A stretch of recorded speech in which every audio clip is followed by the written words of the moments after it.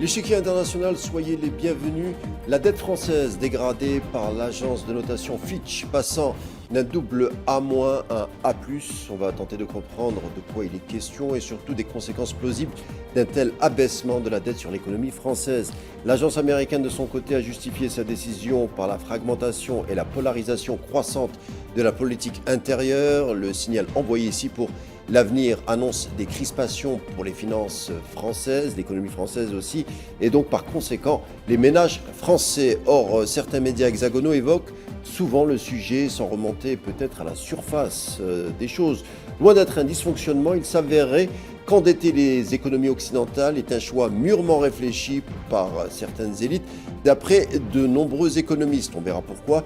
D'ailleurs, l'année 2008, et plus exactement le 29 septembre 2008, est peut-être le momentum pour situer le début de la dégradation des économies occidentales et surtout de son épargne. A tout de suite pour en parler.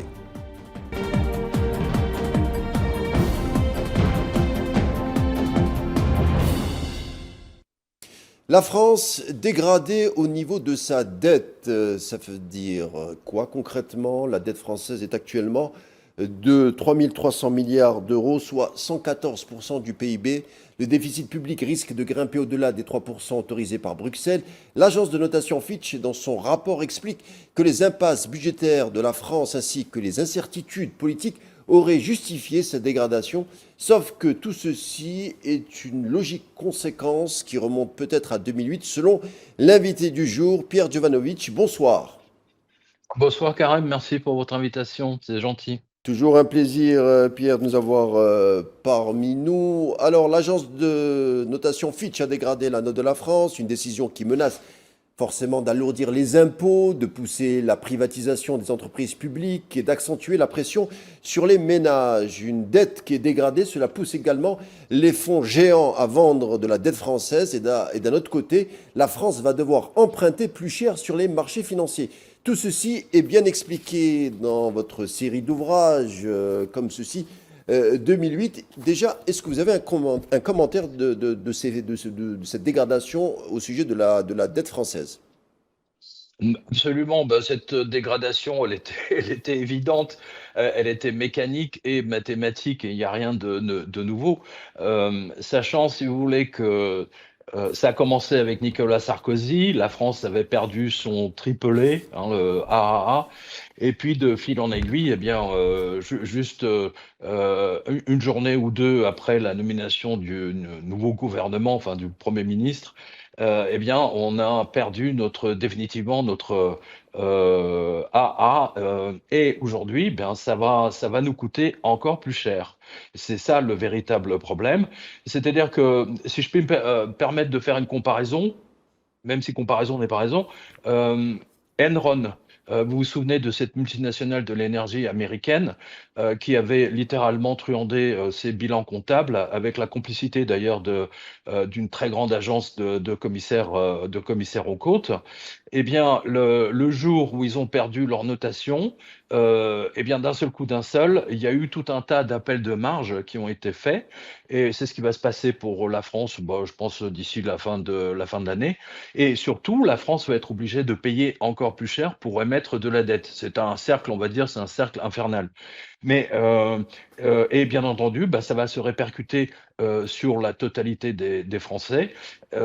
D'ailleurs, Monsieur Lecornu, au cours d'une conférence de presse, alors je ne sais plus si c'est hier ou aujourd'hui, a dit que finalement c'est les hôpitaux qui coûtent trop cher. Donc je ne sais pas si vous imaginez. Alors que depuis que Nicolas Sarkozy est là, Hollande et surtout Macron, eh bien, ce sont des dizaines de milliers de lits qui ont été supprimés. Et donc là, on est parti pour la méthode grecque. Hein, vous voyez.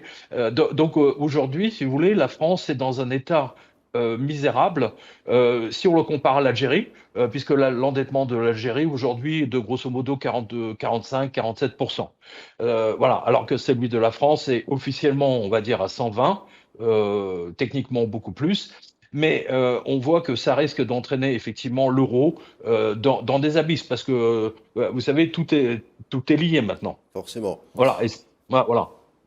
Et c'est pour ça que depuis quelque temps, on a vu des déclarations du FMI alarmistes qui sont en train de tourner autour de la France, exactement comme un requin en train de tourner un nageur blessé. hein, avant de le dévorer. Et juste pour votre information, c'est la même chose en Angleterre. Le FMI, les Anglais sont persuadés qu'ils vont retomber dans l'escarcelle du FMI exactement comme en 1976. Donc, et pour des sommes à l'époque, beaucoup moindres, hein. Voilà. Alors, on entend souvent des oiseaux de mauvais augure, on va dire les choses comme ça, en tout cas décriés comme tels, affirmant que la France actuelle amorce sa dégradation. Mais si je me reporte à vos ouvrages, le coup de grâce de l'économie française est acté dès 2008 avec la fameuse crise des subprimes. La mèche a été allumée, bien entendu, aux États-Unis. Elle a mis le feu partout dans le monde. Cette crise, selon vous, hein, selon nos discussions qu'on a eues en dehors du plateau, cette crise est loin d'être jugulée, et ce qui explique sans doute la dégradation de Fitch à l'endroit de la France.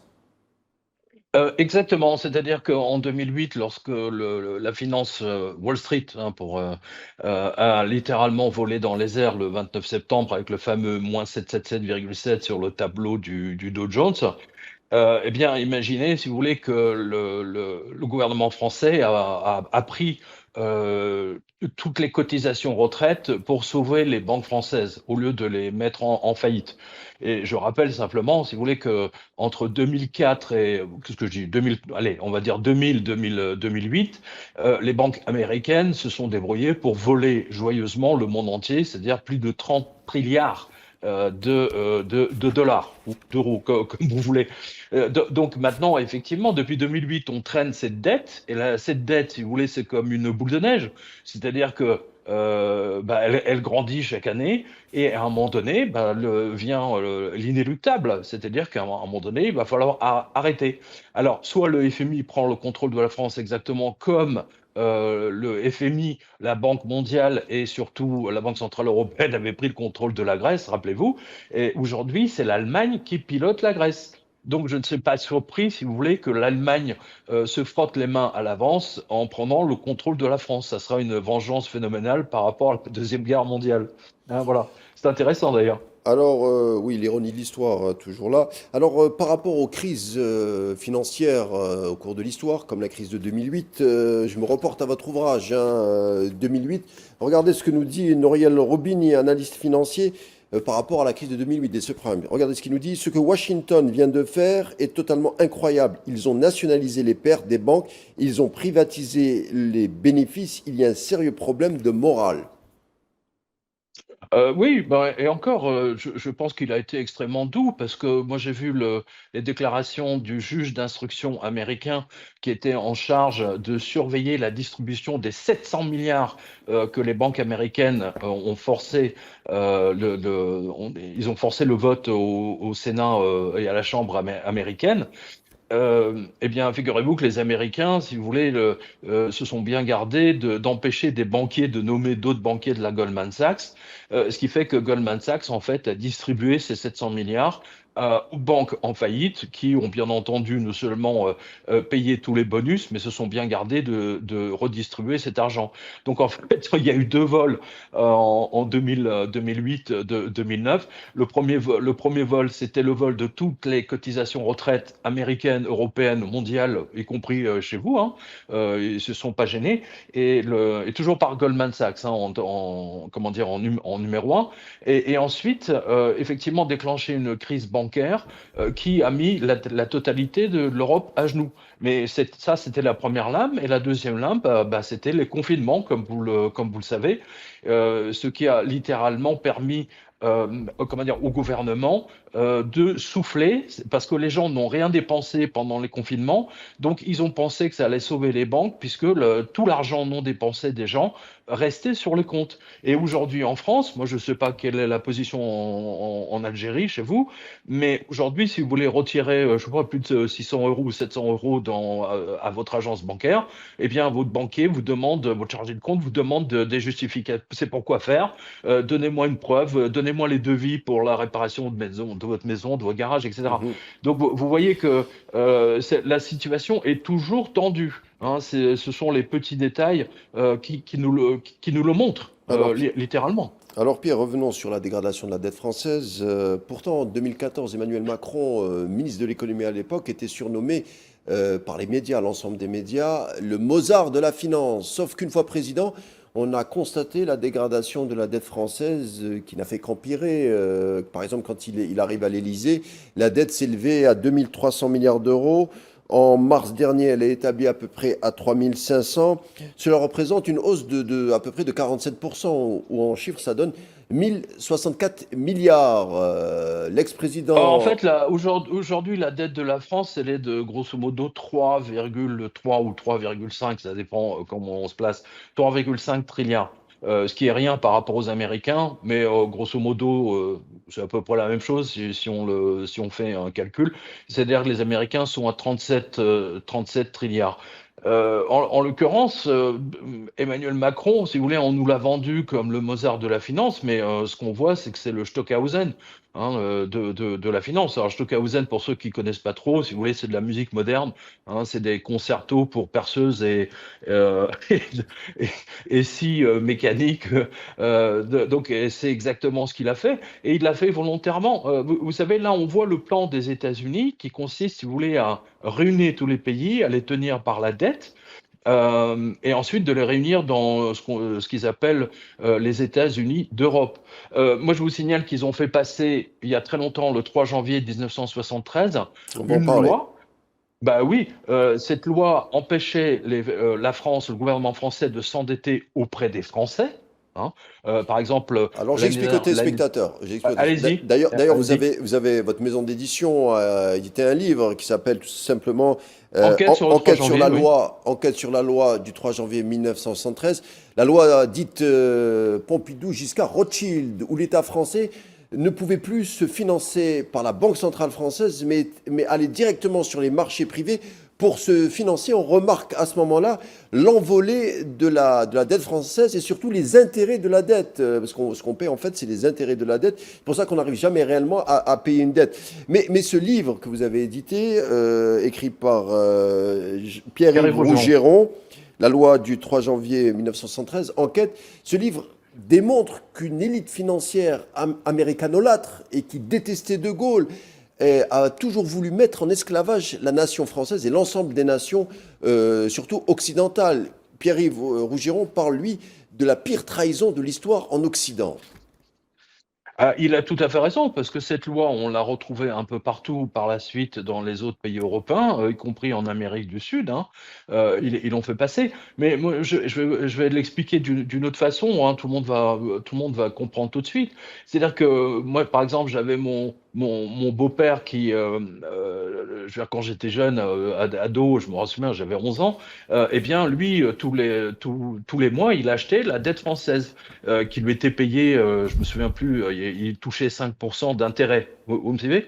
Et donc, avance rapide jusqu'à aujourd'hui, 40 milliards d'euros de taux d'intérêt, hein, juste les intérêts qu'on paye aux banques étrangères.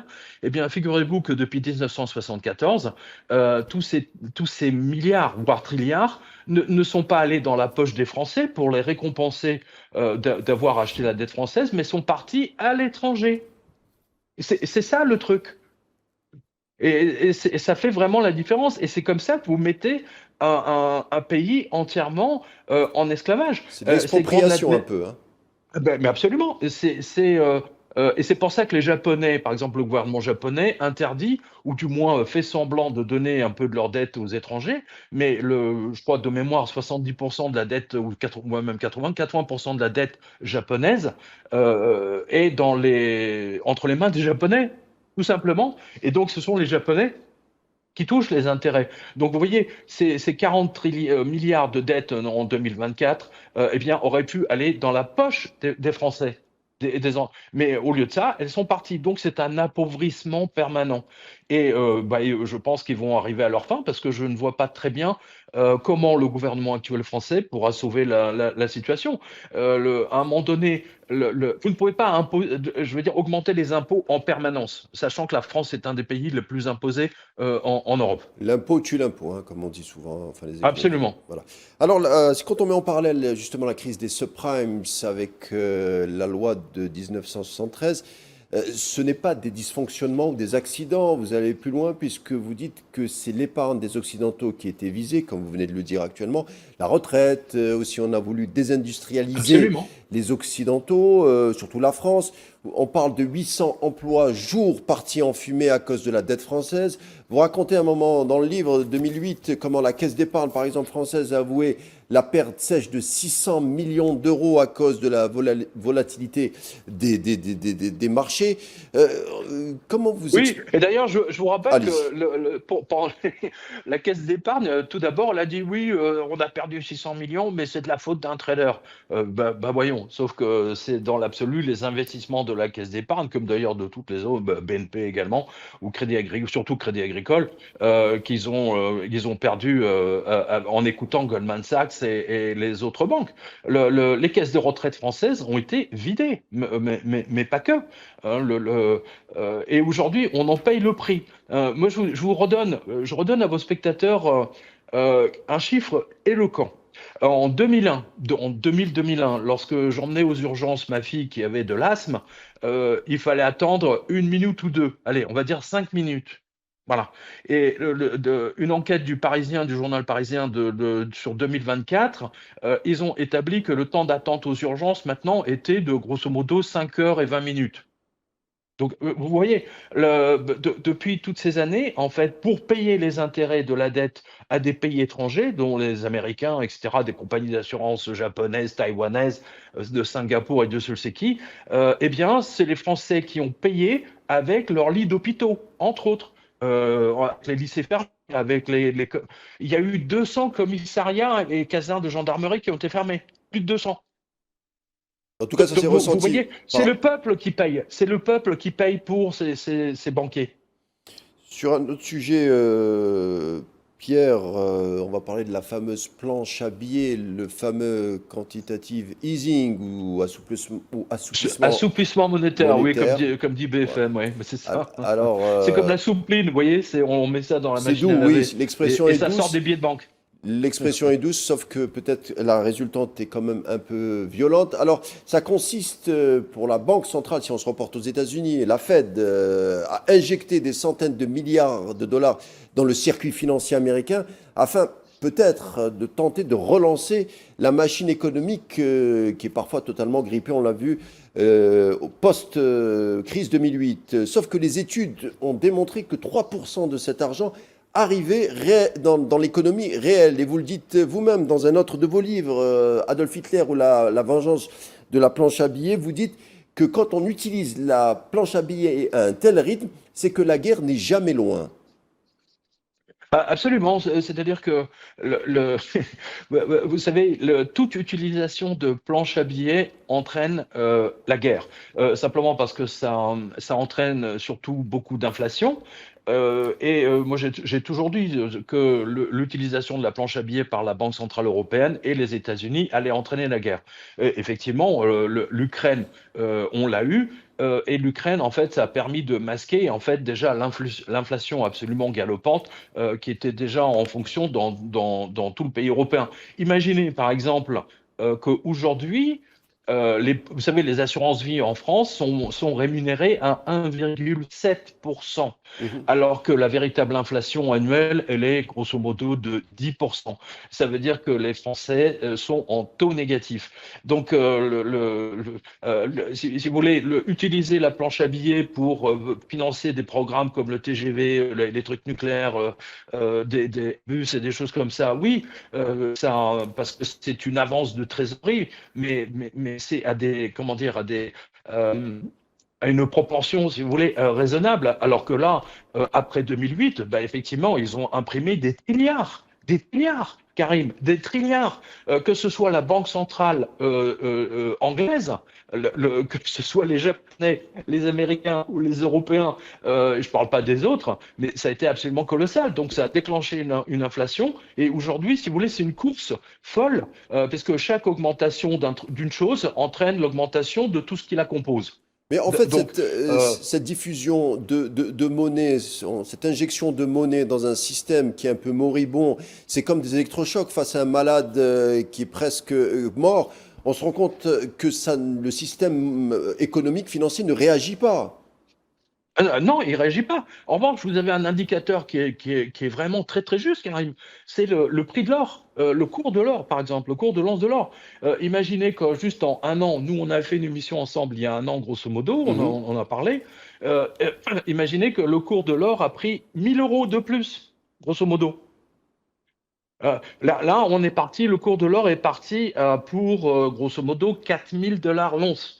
Et moi, C'est la confiance envers la monnaie fiduciaire, la monnaie papier qui, elle, est en train de baisser quand on parle de l'or. rompu, la confiance est totalement rompue. Et je renvoie vos spectateurs sur un film comique, d'ailleurs, qui s'appelle Mafia Blues, je ne sais pas si vous l'avez vu, Oui. mais dans ce film, c'est un film de gangster bien entendu, ils vont voler, je ne sais plus, un camion qui est rempli de lingots d'or. Et figurez-vous qu'à un moment donné, on voit les acteurs dire aujourd'hui le cours de l'or est à 600 $ l'once. Et c'est tout à fait extraordinaire parce que 600 $ l'once et aujourd'hui il va vers ses 4000. Vous réalisez? Et je pense que je sais qu'en Algérie, effectivement, les citoyens, eux aussi, aiment beaucoup l'or. D'abord, c'est parce que c'est historique, c'est culturel, exactement comme dans tous les pays du Maghreb. Et C'est de c'est la une sagesse assurance vie. populaire. On fait plus confiance à l'or, c'est du Absolument. matériel, c'est de dire la Et, richesse réelle. et- et- Exactement. Vous voyez, même quand vous avez des dents en or, vous êtes mieux que la Banque centrale anglaise. Alors, pour parler, pour qu'on comprenne un peu les symptômes ou la gravité de la crise des subprimes de 2008, regardez ce que nous dit Timothy Geithner, qui est l'ancien gouverneur de la Federal Reserve Bank de New York, qui nous dit: nous étions proches, très proches, du moment où on allait arrêter les distributeurs. Ça en dit long, hein, on parle de la première économie mondiale. Mondiale. Pierre, est-ce que Trump est le résultat de la crise de 2008? Qu'est-ce que vous en pensez? Ah, tout à fait, bien entendu que Trump, même Steve Bannon l'a dit, mais tous les analystes politiques l'ont reconnu qu'effectivement, la crise de 2008, vous savez, ça a donné tous les villages, toutes les villes de tentes quechua que vous voyez aujourd'hui dans toutes les grandes villes américaines. C'est absolument effroyable. Los Angeles, Boston, je ne parle même pas de San Francisco, c'est tout à fait épouvantable. Et donc,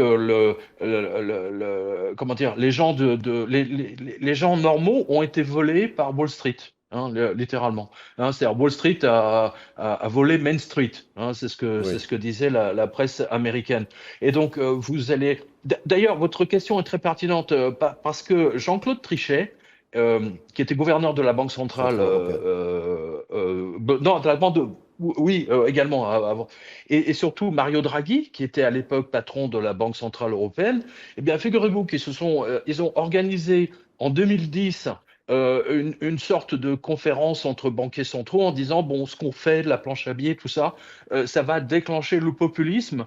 Nous devons prendre des mesures, vous savez, un peu comme aux échecs, des mesures prophylactiques pour empêcher ces mouvements populistes de monter en puissance. Voilà. Et donc, et depuis toutes ces années, que voyez-vous sinon des tricheries littéralement. Par exemple, en Allemagne, on a vu qu'il y a eu 6 ou 7 députés enfin, candidats aux élections de l'AfD qui sont morts d'un coup au cours de ces 15 derniers jours. Donc, à ce niveau-là, hein, franchement, c'est tout à fait extraordinaire, quoi. Ça Maintenant, ils défie. n'hésitent plus voilà, parce qu'ils ont peur de perdre de ce que l'Union européenne vole dans les airs, littéralement. D'ailleurs, il y a eu beaucoup de morts suspectes qui a frappé les banquiers durant la crise de 2008, même après.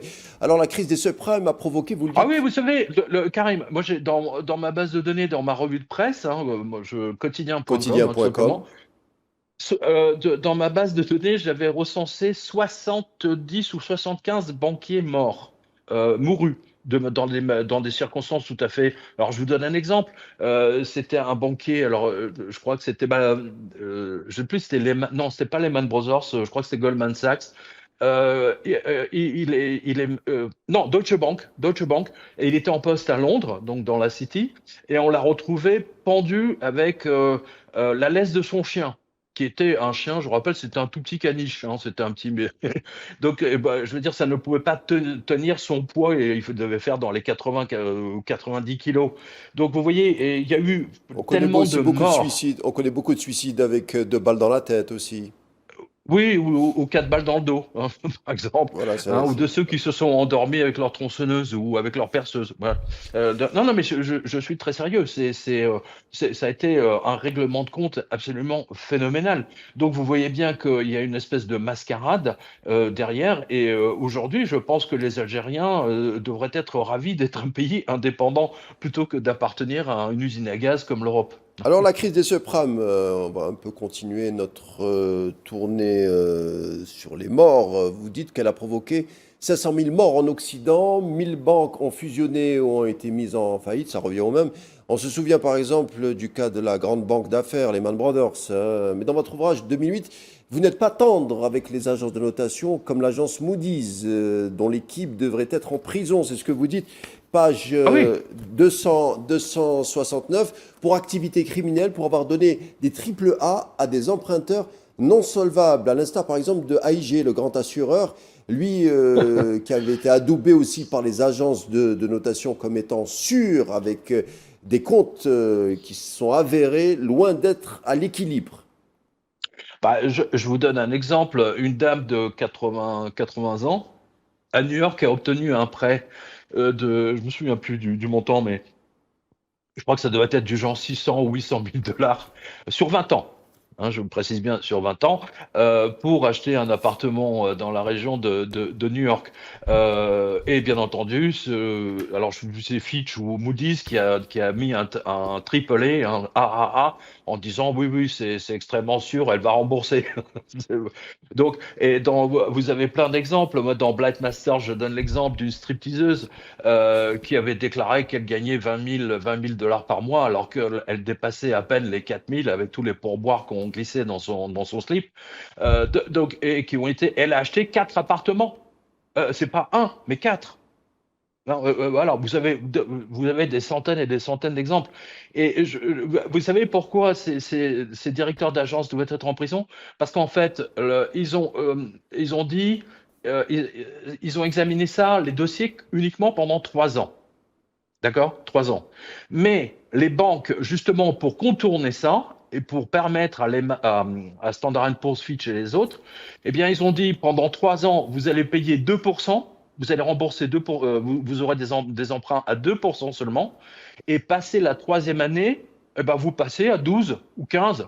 Et donc, effectivement, arrivé à la troisième année, boum, je veux dire, les gens ont fait des défauts de paiement. Et c'est ça qui a déclenché l'explosion de Wall Street en 2007, 2008 et 2009. Alors dernier commentaire du jour, Pierre Et tout le Jovanovic. monde le savait, je précise, tout le monde le savait dans le milieu. Alors on Tout le monde. arrive à la fin de notre émission. Je vous demanderai un commentaire sur la dernière déclaration du jour. Elle émane de Warren Buffett, le financier milliardaire, qui a dit: La guerre des classes a eu lieu et c'est ma classe qui l'a emportée.